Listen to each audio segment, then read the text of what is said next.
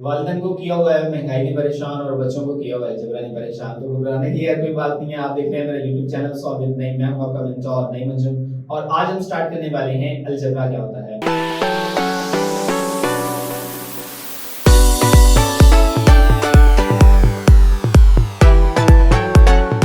यार परेशान नहीं होना कि अलजेब्रा जब भी टर्म यूज करते हैं तो क्या है। देखिए अलजेब्रा के बगैर आपका गुजारा नहीं है और बिल्कुल होने वाला भी नहीं है। इसकी रीजन मैं आपको बता दूं, अगर आपने मैथ करना है तो सारी बातें पढ़ना है, और अगर आप पढ़ने की फील्ड में आ गए हैं तो ये ना सोचें कि अगर आप कोई और सब्जेक्ट रख ले मैथ से छुटकारा हो जाएगा। तो मैथ से आपका कोई छुटकारा नहीं होने वाला। आप किसी भी फील्ड में अगर आप जाते हैं तो मैथ आपके लिए जो है ना वो आगे फन फैलाए सांप की तरह खड़ी होगी। मेरे को तो ऐसा धक धक हो रहा है। बेहतर रूल ये है कि इसको समझ लिया जाए। अलजेब्रा से बहुत सारे बच्चे परेशान होते हैं और उनके परेशान होने की वजह ये नहीं है कि अलजेब्रा बहुत ही डिफिकल्ट है, बहुत मतलब कि आपका जो है ना आपको मार देने वाली चीज है, ऐसा बिल्कुल नहीं है। अलजेब्रा बहुत ही जबरदस्त और बहुत ही अमेजिंग टॉपिक है। यानी कि अगर आप रियल लाइफ की बात कर लें तो ये अलजेब्रा आपकी हर पार्ट के अंदर आपकी मदद कर रहा है। किस तरह से, जैसे आजकल एआई का दौर चल रहा है तो भाई एआई के पीछे भी अलजेब्रा साहब ही हैं। अगर आप बात करें आजकल रोबोटिक्स काम कर रही हैं तो रोबोटिक भी अलजेब्रा ही चला रहा है।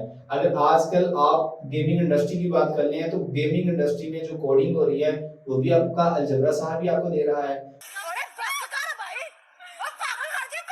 तो मतलब कि कोई छोटी से छोटी फील्ड अगर आप बात करें या बड़ी से बड़ी फील्ड की बात करें तो अलजेब्रा उसके अंदर बहुत ही मोस्ट एंड बहुत कॉमन रोल प्ले कर रहा है आपकी 3D ग्राफिक के अंदर। अगर आप मुझे देख रहे हैं और ये कम्युनिकेशंस हो रही है, आप वीडियो प्ले कर रहे हैं, तो यहाँ भी इसके पीछे अलजेब्रा है।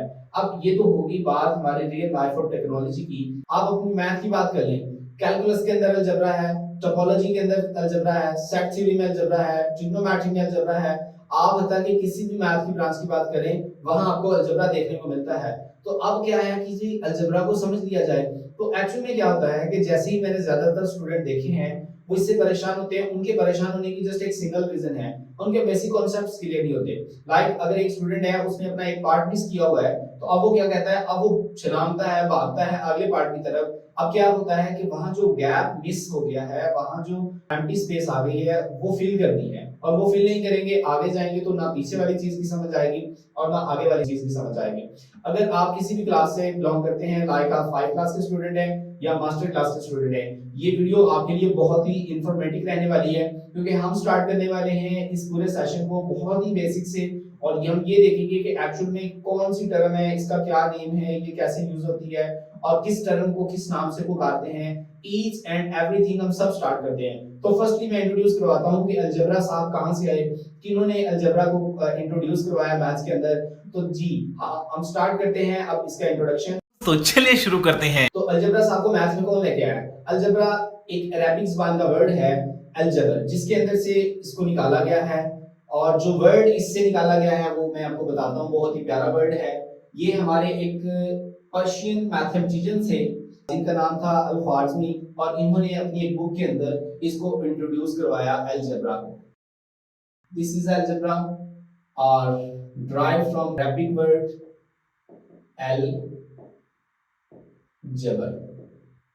ये वो लफ्ज है जहां से अलजेब्रा ड्राइव किया गया। अब इस वर्ड का क्या मतलब है? Sir the word is reunion of broken part. आसान से अल्फाज में अगर मैं इस वर्ड का आपको मतलब बताऊं तो बहुत सारी कॉमन चीजें, बहुत सारे वेरिएबल्स, बहुत सारी टर्म्स को ब्रेक पार्ट किया है, उसको इकट्ठा कर देना और एक सॉल्यूशन इंट्रोड्यूस करवा देना। This is a algebra. अब अलजेब्रा में कौन कौन सी टर्म यूज होती हैं? जितनी भी टर्म यूज होती हैं वन बाय वन आपने उसको गेट करना है। जितनी भी टर्म यूज कर होती हैं आपने वन बाय वन उनको देखना है और इस वीडियो को स्किप नहीं करना, ठीक है? अब हम फर्स्टली देखने वाले हैं कांस्टेंट। सर कांस्टेंट क्या है? सर कौन सी चीजें हैं जो चेंज नहीं होती?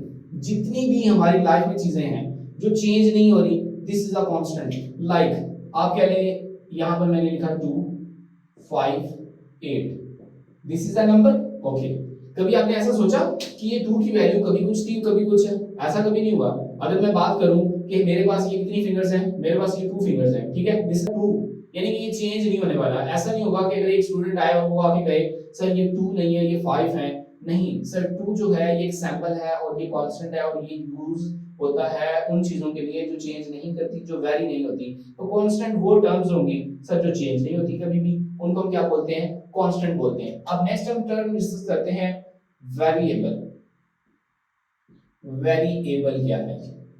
वेरी जैसे कि नाम से जाहिर है, वेरी चेंज और एबल चेंज होने के काबिल। अब वो तमाम चीजें जो चेंज होती हैं वो वेरिएबल्स कहलाते हैं।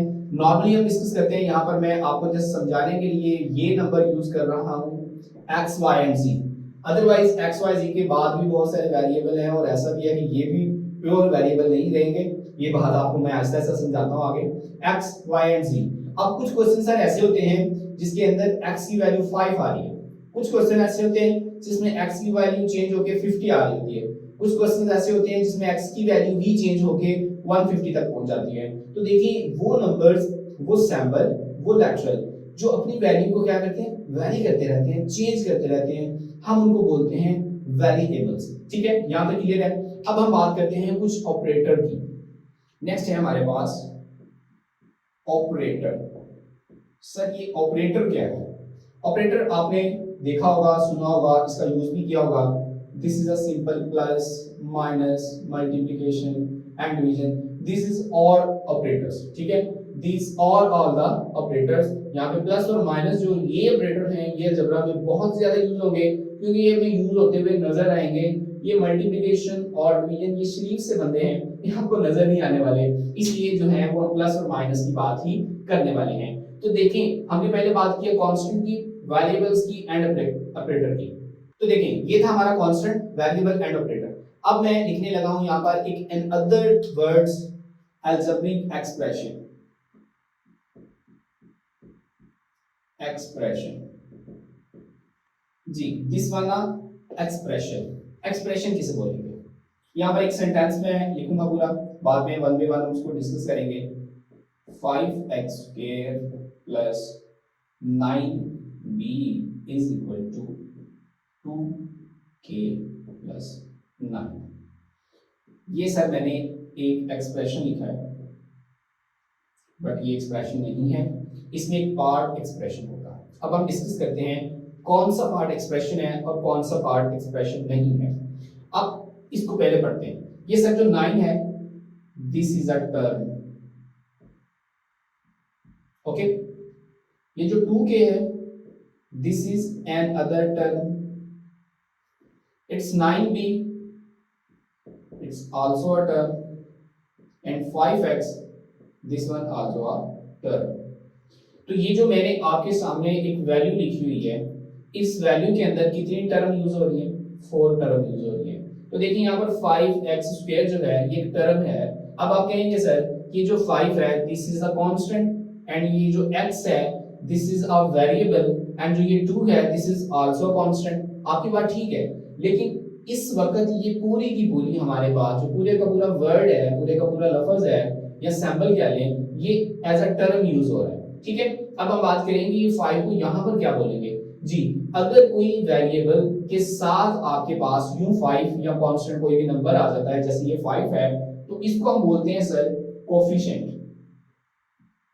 इसको हम क्या बोलेंगे? कोएफिशिएंट। स्पेलिंग मिस्टेक माफ कर दीजिएगा। अच्छा जी, ये हमारे पास कोफिशिएंट है, और ये जो 2 है हमारे पास, इसको हम बोलते हैं exponent. This is a exponent. 5 is a coefficient and 2 is a exponent, and x, this one is a variable. Okay, यहां तक आपको समझ आ गई होगी कि यहां पर हमारे पास जो यहां पर चीजें यूज हो रही हैं वो क्या है? ये वेरिएबल के साथ जो नंबर होता है, कांस्टेंट होता है, उसको हम क्या बोलते हैं? कोफिशिएंट बोलते हैं।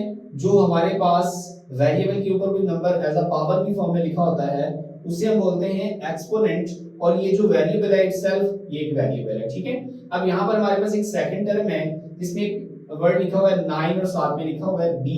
अब यहाँ पर जो ये b है यहाँ पर एज अ वेरिएबल यूज हो रहा है, हालांकि हमें क्लासेस के अंदर ये बताया हुआ है कि सर जो x, y एंड z है ये वेरिएबल्स हैं, और सर ये जो a, बी एंड सी है ये कांस्टेंट है। अच्छा, आज बहुत मजे की बात आपको बताने वाला हूं, ये आपने पहले नहीं सुनी होगी। देखिए, ना एक्स वाई जी वेरिएबल है और ना ए बी सी कांस्टेंट है। ये ऐसे क्यों लिखे जाते हैं? देखिए, डिफरेंट ऑथर ने और उन्होंने ये सुजेस्ट किया है, डिफरेंट मैथमेटिशियन ने ये सुजेस्ट किया है कि आप इन लेटर को, इन अल्फाबेट को एज अ वेरिएबल और एज अ कांस्टेंट चूज कर सकते हो। लेकिन अगर आपके सर कहते हैं कि ये हमारे पास ए बी सी जो है आपने एज अ वेरिएबल यूज करने हैं, तो आप उसको वेरिएबल यूज करेंगे। आप ये नहीं आर्ग्यू करेंगे कि सर हम इसको क्यों एज अ वेरिएबल यूज करें, ये तो कांस्टेंट होते हैं। देखिए, मैथमेटिशियन ने यहाँ पर कोई स्टैंडर्ड सेट नहीं किया, इसका कोई एक स्पेसिफिक रूल नहीं है, या यूं कह सकते हैं this is not a universal. अगर आप एक स्टेट में बैठ के बात कर रहे हैं ये कांस्टेंट है, आप जैसे दूसरी स्टेट में जाएंगे ये कांस्टेंट नहीं रहेंगे। अब मैं आपको एक जनरलाइज बात बताता हूं कि आपका ए से लेकर एस तक जितने भी अल्फाबेट होते हैं, मैक्सिमम ऑथर या मैक्सिमम जो मैथमेटिशियन है वो यही तस्वीर करते हैं these all constant, and T से लेकर जी तक जितने भी अल्फाबेट हैं दीज ऑल द वेरिएबल्स। ठीक है, यहां तक क्लियर हो गया। तो यहां पर हमारे पास ये कोई स्टैंडर्ड सेट नहीं है कि जो ए बी सी है ये कांस्टेंट ही रहेंगे या जो एक्स वाई जी है ये वेरिएबल ही रहेंगे। नॉर्मली हमको ऐसा ही डिस्कस करते हैं, लेकिन ये मैंने एग्जांपल इसलिए ली है कि आपको समझ आ जाए कि सर यहाँ पर जो है बी है वो एज अ कांस्टेंट नहीं यूज हो रहा, एज अ वेरिएबल यूज हो रहा है। अब हम इस बात को आगे कंटिन्यू करते हैं। ठीक है जी, यहाँ हमारे पास दो एक्सप्रेशन है और इस साइड पर भी आपको दो एक्सप्रेशन नजर आ रही है। सेंटर में आपको एक सैंपल नजर आ रहा है, जिस सैंपल को हम क्या बोलते हैं जी, आपको आइडिया होगा, this is a equal sign, equality भी कहा जाता है जी। जैसे ही किसी अलजेब्रिक एक्सप्रेशन में, अब यहां पर बात करते हैं सर अलजेब्रिक एक्सप्रेशन लिखा है तो अलजेब्रिक एक्सप्रेशन क्या है, ये सारे का सारा ये this is a algebraic expression. आपको समझ आ गई होगी, यानी कि अलजेब्रिक एक्सप्रेशन किसे कहते हैं जिसके अंदर क्या चीज यूज हो, सर वेरिएबल यूज हो, ओके, प्लस कांस्टेंट आ जाए, प्लस कोई भी ऑपरेटर आ सकता है, वो पॉजिटिव हो सकता है वो नेगेटिव हो सकता है। अलजेब्रिक एक्सप्रेशन क्या है, अलजेब्रिक एक्सप्रेशन के अंदर वेरिएबल हो सकते हैं, कांस्टेंट हो सकते हैं, पॉजिटिव एंड नेगेटिव ऑपरेटर हो सकते हैं। This is a algebraic expression. तो यहां पर ये 2k + 9 this is a algebraic expression, and 5x² + 9b this is an other algebraic expression. Okay, जैसे ही दो अलजेब्रिक एक्सप्रेशन के सेंटर में या कहीं ये इक्वल का साइन आ जाएगा, तो देन उस अलजेब्रिक एक्सप्रेशन को हम क्या बोलेंगे, हम उसे बोलेंगे जी हाँ एक्वेशन बोलेंगे। जैसे ही किसी भी अलजेब्रिक एक्सप्रेशन में इक्वल का साइन आ जाता है तो देन हम उसको क्या कहते हैं, दिस इज अ एक्वेशन। तब हम उसको अलजेब्रिक एक्सप्रेशन नहीं कहेंगे क्योंकि वो पूरी की पूरी क्या हो जाएगी, एक्वेशन हो जाएगी।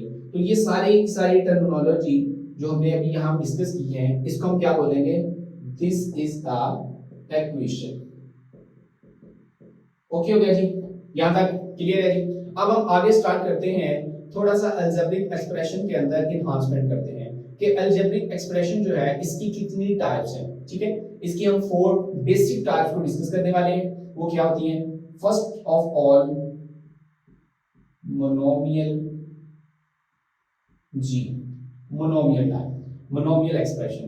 अब मोनोमियल में क्या होता है, जैसा कि आपको वर्ड से पता चल गया होगा, मोनो का मतलब होता है एक, ऐसा अलजेब्रिक एक्सप्रेशन जिसके अंदर ओनली वन टर्म यूज हो। अब यहाँ पर आपको बता दिया मैंने कि टर्म क्या होती है, यहाँ पर कोई भी टर्म हम यूज कर सकते हैं, लाइक 5x² y एंड आप जी कैन।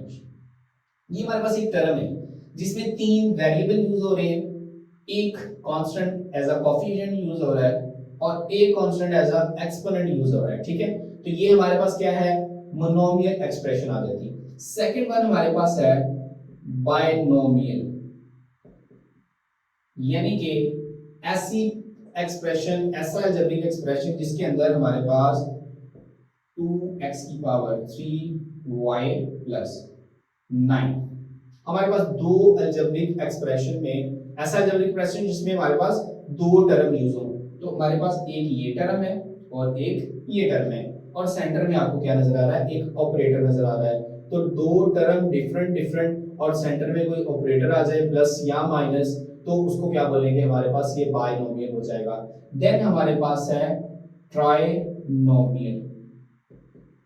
जी हाँ, ट्राइनोमियल आप बिल्कुल समझ गए होंगे कि ऐसा अलजेब्रिक एक्सप्रेशन जिसमें तीन टर्म यूज हो, तो वो कोई भी हो सकती है 3x की पावर 5 yz की power 2 plus 9z plus 7y cube.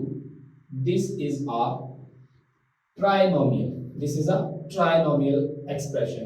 अब इसमें देखें, एक टर्म ये है, एक टर्म ये है और एक टर्म ये है, ठीक है।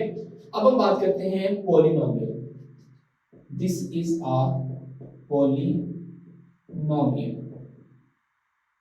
देखें जी, पॉली का मतलब होता है बेशुमार, तादाद में ज्यादा की अगर बात करें तो पॉली कहेंगे। जैसे आपने कुछ वर्ड यूज किए हैं, डाई, ट्राई, टेट्रा, सेम इसी तरह से इन नंबर को रेंज करने में डिफरेंट टर्मिनोलॉजी आ जाती है। यानी यूं कह लें कि काउंटिंग को बोलने का, काउंटिंग को लिखने का एक डिफरेंट अंदाज आ जाता है। जैसे आपने पढ़ते हैं फर्स्ट है, सेकंड है, थर्ड है, ये एक अनदर टाइप है नंबर्स को एक्सप्लेन करने की, ठीक है। जैसे हम कहते हैं 1 2, ये एक अदर टाइप है। जैसे हम कहते हैं 1 2 3 4, सेम इसी तरह से ये भी एक लैंग्वेज है, ये भी एक स्टाइल है। आप अल्फाज को, आप गिनती को एक्सप्लेन करते हो, ठीक है।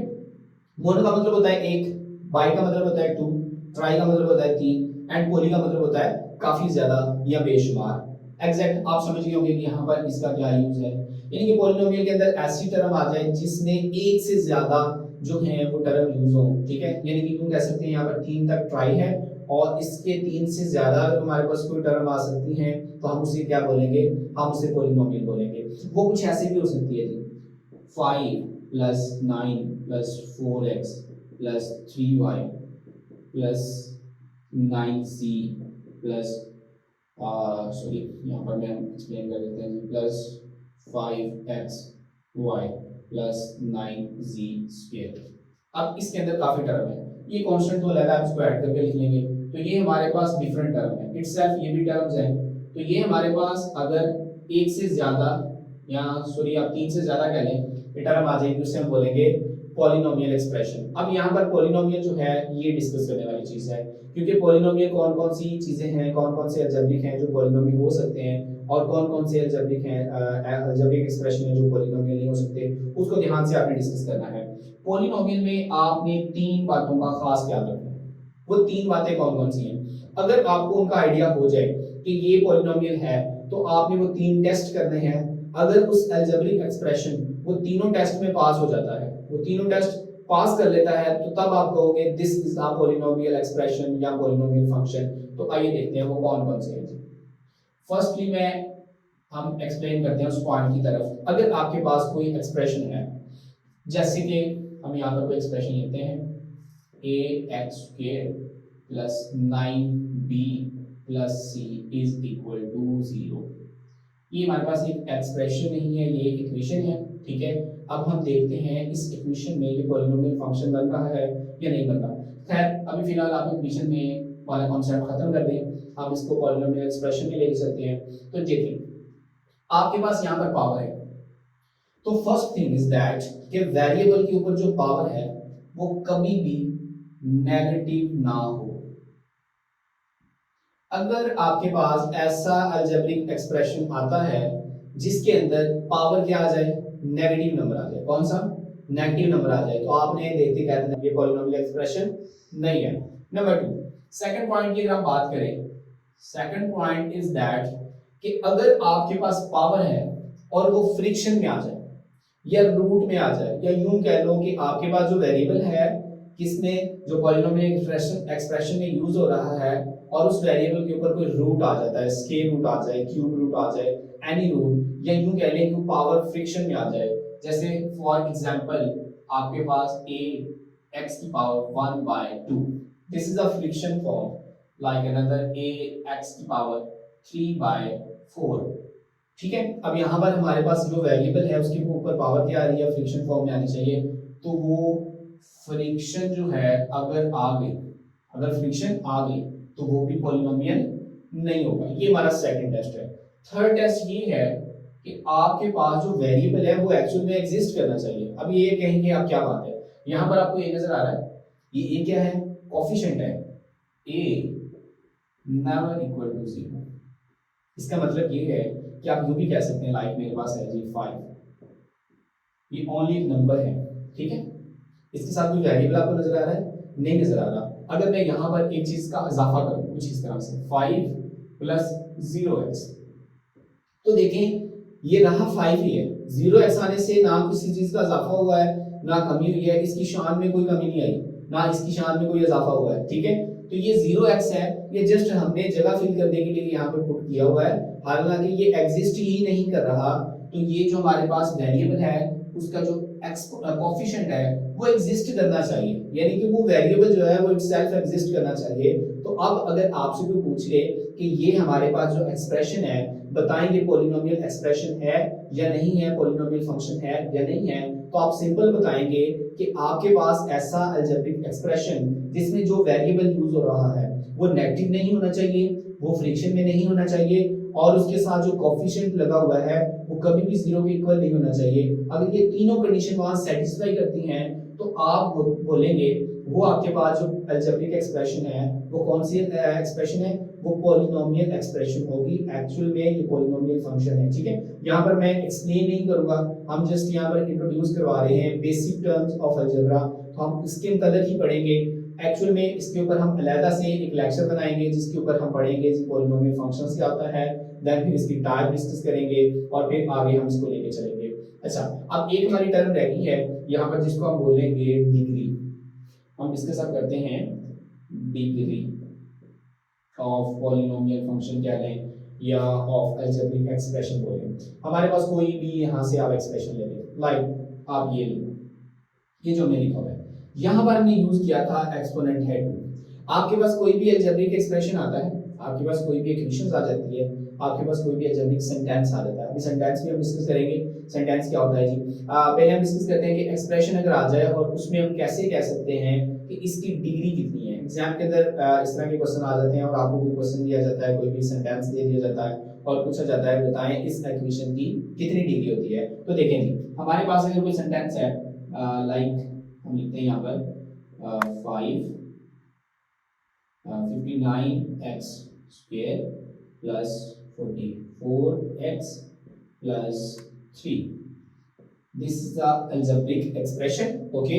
अब यहाँ पर हमारे पास जो पावर क्या है 2 है और यहाँ पर पावर क्या है 1 है। अब मुझे बताएं कि अगर मैं आपसे पूछूं कि इस एक्सप्रेशन में हाईएस्ट पावर क्या है, सबसे ज्यादा पावर क्या बताएंगे 2।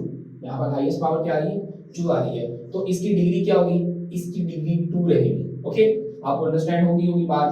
अगर मैं एक और एक्सप्रेशन लिख लूं 39y cube plus 4y plus 6, अब देखिए ये एन अदर एक्सप्रेशन है और इसमें जो y वेरिएबल यूज हो रहा है यहाँ पर पावर 3 है और यहाँ पर पावर क्या आ रही है 1 आ रही है, तो हाईएस्ट पावर क्या आ रही है 3 आ रही है। तो इस पॉलिनोमियल एक्सप्रेशन की या इस अलजेब्रिक एक्सप्रेशन की जो डिग्री होगी वो हमारे पास क्या रहेगी, वो 3 रहेगी। तो यहाँ पर हमारे पास जो इसकी डिग्री है वो क्या रहने वाली है 3 रहने वाली है। तो हम सिंपल लिख देंगे कि इस पॉलिनोमियल एक्सप्रेशन की डिग्री हमारे पास क्या है 3 है। तो आज का लेक्चर इसकी डिग्री क्या है 3 है। अब लास्ट टर्म हमारे पास रह गई है कि अलजेब्रिक सेंटेंस क्या होता है और अलजेब्रिक एक्सप्रेशन क्या होती है।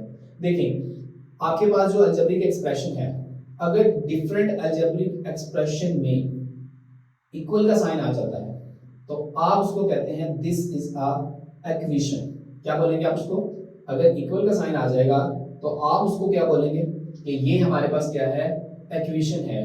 अगर उन्हीं के दरमियान, उन्हीं अलजेब्रिक एक्सप्रेशन के दरमियान ये साइन भी आ जाए like inequalities, like less than greater than and this one and this one, अगर इनमें से कोई सैंपल आ जाता है, आप यहाँ पे साइन यूज कर लें लेस देन का, ग्रेटर देन का, less than and equal to, greater than and equal to या ओनली इक्वल टू, इन सारी टाइप्स को क्या बोलेंगे अलजेब्रिक सेंटेंस बोलेंगे।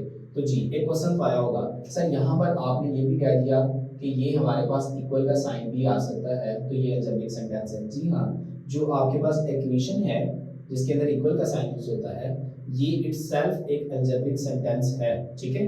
बट ये अलजेब्रिक सेंटेंस के अंदर अगर हम इसको फिल्टर करें तो ये हमारे पास क्या बन जाती है, इक्वेशन बन जाती है।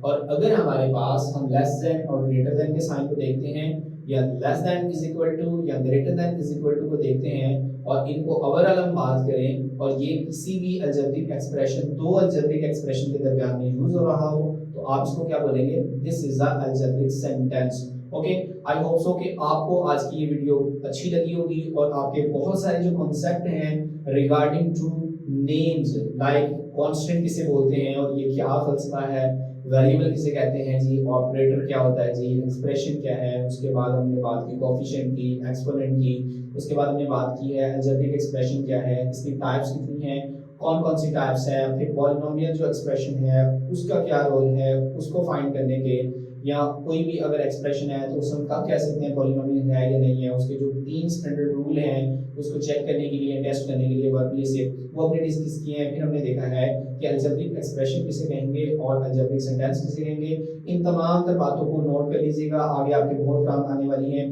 क्योंकि बेसिक प्रॉब्लम ये होती है कि अगर किसी स्टूडेंट को मैथ की समझ नहीं आ रही तो दरअसल में उनको ये नाम नहीं अच्छे लग रहे होते या इन नामों के बारे में पता नहीं होता। जब क्लास के अंदर टीचर आके कह रहा होता है कि जी फलां वर्ड है, फलां लेटर है, फलां चीज फलां जगह से लेके आए हैं, तो वो इसी बात में कंफ्यूज हो रहता है कि भाई उस चीजों का तो उसको आइडिया ही नहीं है। वो ऐसी कंफ्यूजन बन जाती है, वो तमाम चीजें इतनी वर्डनाइज हो जाती हैं कि उसको आगे कुछ समझ नहीं आने वाला। तो बेसिक से लेके एडवांस की तरफ हमने चलना है और एक एक चीज को क्लियर करना है, एक एक पॉइंट को क्लियर करना है। वो लोग जिनको इन चीजों का पहले से आइडिया था उनके लिए शायद ये वीडियो इंटरेस्टिंग नहीं हुई होगी, लेकिन जिन्होंने ये बातें पहले नहीं सीखी थी, पहले नहीं सुनी थी, होप्स के उनको बहुत वीडियो अच्छी लगी होगी। कमेंट के अंदर अपनी जरूर राय दे दीजिएगा। तब तक अपना ख्याल रखिएगा। Stay motivated and keep learning.